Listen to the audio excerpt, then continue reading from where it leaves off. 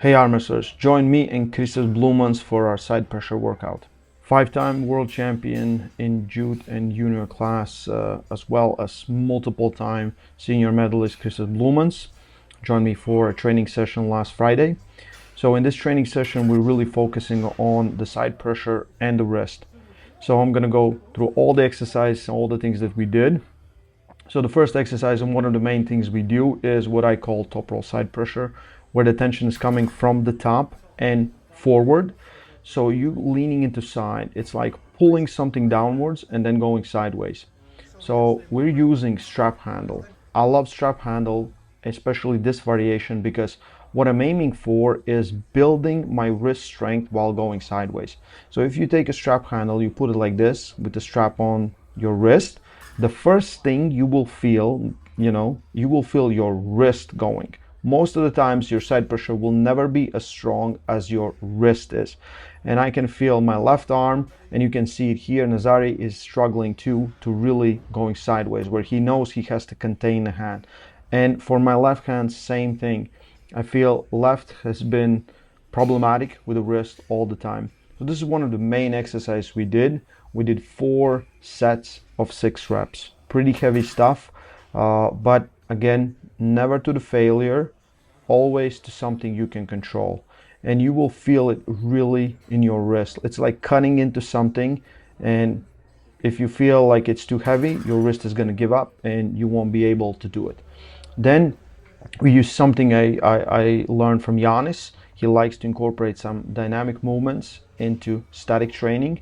What we're doing here is dips. So I'm gonna alternate with tricep exercise between all the sets. So all the side pressure you do is static. Most of the time it's static. It's almost never dynamic. Dynamic is the body or something, but your joint really doesn't change position. You can kind of rotate it where you want it, but most of the time you don't. The only thing that moves is your body and your wrist if you want it. So adding something like this really helps to recover between the sets and also to recover after workouts. So we did 3 sets of 8 reps. Then we go for pure side pressure. So pure side pressure from peg to peg. Kristaps, I think, was one of the first times he actually tried this variation that I'm doing. So he's doing it a little bit different than I am. So I'm trying to keep my arm outside my shoulder, angle somewhat open. My elbow is taking all the tension. Listen, I know this looks very, very dangerous. I feel it's safe if I keep the tension on my joint. If I don't go backwards or go forward. A lot of times people will try to do this exercise and they're cutting into it like a knife, going forward with their triceps, and then expecting or hoping the joint will hold because of the angle they change. I want to keep 90-degree angle between my arm and the cable system. This is how I get all the tension from this exercise, and I really love it.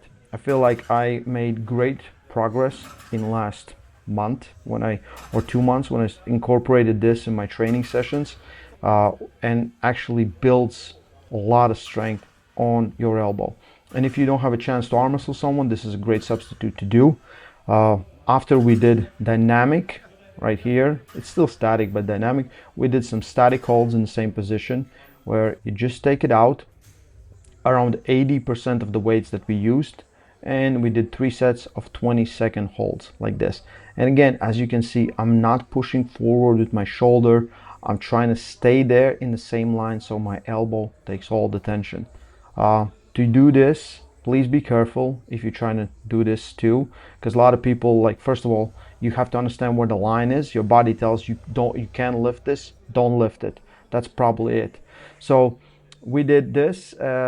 After this exercise, we did tricep extensions. I'm sorry guys, I didn't film it, but we did 3 sets of 12, again because this was fully static, and triceps are involved in your arm in stabilizing your elbow. So next variation for the side pressure is, as you can see, the tables are more diagonally from the cable system, and you have a strap and you just hold it and keep the tension over your pronator, so over top of your palm. So here is just going sideways motion. You kind of lean down, but you don't go all the way down, because if you go all the way down, you lose the tension where you want. So you see, as soon as I feel like I'm gonna lose the tension, I stop and I go backwards. That's it. Again, elbow a little bit exposed, so it takes pressure, and we have this setup where also I'm moving my elbow over the pad diagonally, because so I can engage more of my back pressure. More of my back pressure gets activated, and it's one of the things that I actually really need in my style, because my style is mostly side pressure, so I sacrifice a lot of my back pressure to gain advantage on side pressure.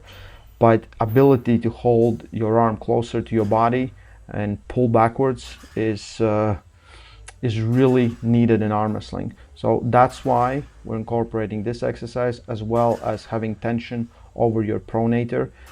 This can be offensive and defensive exercise depending on how you do it. So everyone does it a little bit differently. Kristaps will have his arm a little bit supinated inwards, where he adds more tension going through his back pressure on his biceps. Then we go to these supination curls, like a little bit of side pressure, like similar setup, but just dynamic. And it's dynamic with the arm. What I see a lot of times guys do, they will do this exercise and they will press down with their triceps. And when they press down with their triceps, they're losing the tension where it's needed to. Supinator is part of your biceps.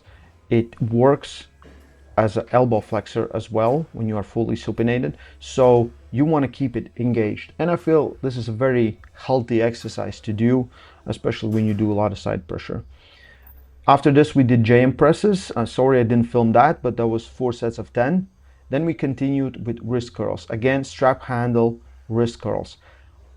Again, I said it at the beginning, this is more focusing on the wrist, and I feel this strap handle really isolates your wrist. If you put the strap over your wrist, you will feel your hand working, like you will feel your palm working, and you will have less tension on your fingers. You still have to hold it, but it's not that much, and I love it. And then the last exercise was multi-spinner low cup curls. I have a really thick multi-spinner. I will change variations that I do. This time with the variation we're using is we're holding it, no wrap, I'm holding it, so I have my fingers really active. I'm squeezing with all my fingers, and because the handle is so big and so thick, I can really work my wrist and my palm. So that's why we're using this, and I love this variation as much as I love any of them. If you're an inside puller, multi-spinner, low curls is something you should be absolutely doing. Having tension on your small finger or pinky finger is underrated in arm wrestling. You need it, trust me, it helps you so much. So working through different variations, through different handle sizes always helps.